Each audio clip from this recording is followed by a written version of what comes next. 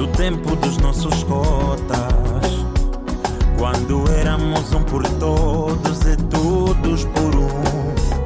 Quando o pai do outro era teu pai, quando a mãe do outro era tua mãe, quando o Cota Machado ensinava etiqueta na televisão, e os papoites no Cubanza, mesmo com fome, mas nunca amputavam a educação.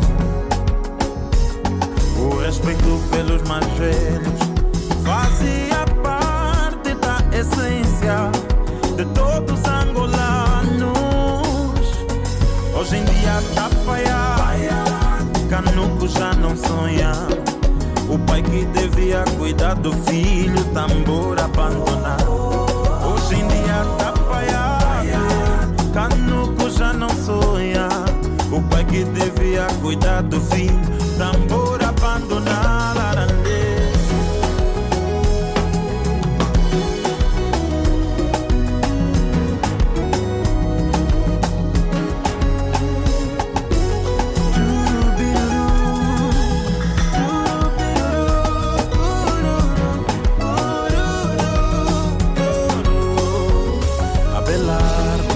Pai dele lhe mandou estudar na Holanda, em vez de se formar, passou a vida a desbundar.